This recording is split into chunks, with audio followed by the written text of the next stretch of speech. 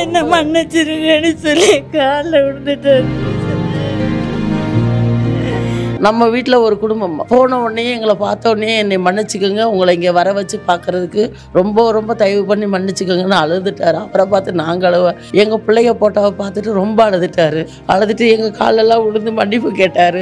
மன்னிப்பு கேட்டது இல்லாமல் இந்த மாதிரி சூழ்நிலை யாருக்கும் வரக்கூடாதுங்கிறது தான் நாங்கள் நினைக்கிறோம். அதனால தான் கூப்பிட்டதுக்கு மரியாதைக்கு போகணும். இப்போ நம்ம வீட்டில் ஒருத்தவங்க பத்திரிக்கை வச்சுருக்காங்க, அவங்க ஆகவே ஆகலைன்னா கூட அவங்க மதித்து நம்மளை மதித்து பத்திரிக்கை வைக்கும்போது நம்ம என்ன செய்வோம், அந்த காரியத்தை தான் நாங்கள் செஞ்சோம். யாருக்காக போகல. என் பேத்திகளுக்கு ரொம்ப பெரிய விஜய் மாமாவை பார்க்க போகணும்னு சொல்லிட்டு தான் அவளுக்கு துண்டெல்லாம் போட்டுட்டு போனாங்க. அந்த இதுக்காக தான் நாங்கள் போனோம். என் பிள்ளைங்க பாசத்துக்காக தான் போனோம். அவளுக்கு பார்க்க முடியாததை அவளுக்கு அணிவிக்க முடியாததை நாங்கள் அனுபவிச்சுட்டு வந்திருக்கிறோம். இன்னைக்கு அவர் இவ்வளோ பார்க்கணுன்னு அவசியம் கிடையாது. எங்களெல்லாம் வர சொல்லி இவ்வளோ செலவு பண்ணணும்னு அவர் சொந்த காசில். இன்றைக்கி நம்ம ஒரு 10 ரூபா பிச்சை போடணும் கூட யோசனை பண்ணி தான் பிச்சை போடுவோம். இத்தனை பேத்தையும் வர வச்சு ஹோட்டலில் ரூம் போட்டு பாதுகாப்பு கொடுத்து அங்கேருந்து அனுப்பினவருக்கு இங்கே ரோட் ஷூனா என்னன்னு தெரியாமல் போயிடுச்சு. அது ஒன்று.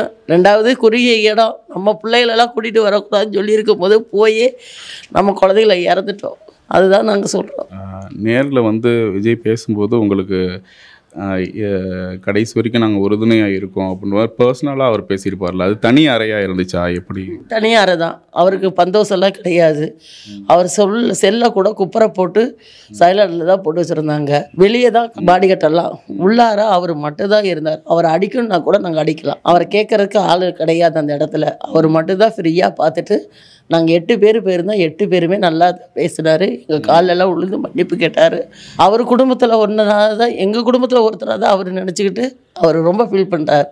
நாங்கள் கூட தெம்பாக இருக்குங்க, அவர் தெம்பு இல்லாமல் தாங்க இருக்கார். சும்மா எல்லாருமே ரிப்போர்ட்டர் எல்லாருமே தப்பு தப்பாக எழுதி வைக்கிறாங்க. நேரில் போய் பார்த்தவங்களுக்கு தான் அந்த அருமை தெரியும். அவங்க ஆடம்பரம்லாம் நேற்று பண்ணலை. உள்ளார வந்து ஷூட்டிங், இந்த பேப்பர் எடுக்கிறது, இந்த செல்லில் வீடியோ எடுக்கிறதோ யாருமே எதுவுமே. என் பேத்திகளை வச்சு ஃபோட்டோ பிடிக்க வர சொன்னதுனால வந்து ஃபோட்டோ பிடிச்சாங்க. என் பேத்தியும் என் பையனை மட்டும்தான் வச்சு அவளுங்களுக்கு ஆசை. அதனால் அவள் ஃபோட்டோவை மடியில் வச்சு பிடிக்கணுன்னு அதுக்காக நாங்கள் அந்த ஃபோட்டோவை கொண்டு போயிருந்தோம். நாங்கள் சொன்ன காரணத்தினால எல்லாத்துக்குமே ஃபோட்டோ கொடுத்து எல்லாத்துக்கும் ஃபோட்டோ பிடிச்சிருக்கிறாரு. ஏன்னா இவர் ஒரு ரசிகர் இருந்தால் பார்க்க போனோம். இவர் அரசியலுங்கிறதுக்காக நாங்கள் பார்க்க போகல. ஓட்டுங்கிறதே நம்ம உரிமை. நம்ம அந்த ஓட்டு போடுற அன்னைக்கு நமக்கு என்ன தோணுதோ அதை தான் போடுவோம். அதனால தான் நாங்கள் போனது. நேற்று ரொம்ப அழுதாருங்க. ரொம்ப ரொம்ப ஃபீல் பண்ணி ரொம்ப அழுதுட்டாருங்க. இப்படியெல்லாம் யாரும் நாங்கள் பார்த்தது கிடையாது. இப்படி அன்னைக்கு ஸ்டாலின் உள்ளார வந்தப்போ கூட நாங்கள் பார்க்கல அவரெல்லாம். நாங்களாம் வெளியே தான் அழுதுகிட்டு இருந்தோம். சீக்கிரமாக பிரேத பரிசோதனை பண்ணினாங்க, எல்லாம் பண்ணினாங்க. யாரையுமே நாங்கள் பார்க்கல. அந்த சூழ்நிலை நாங்கள் இல்லை.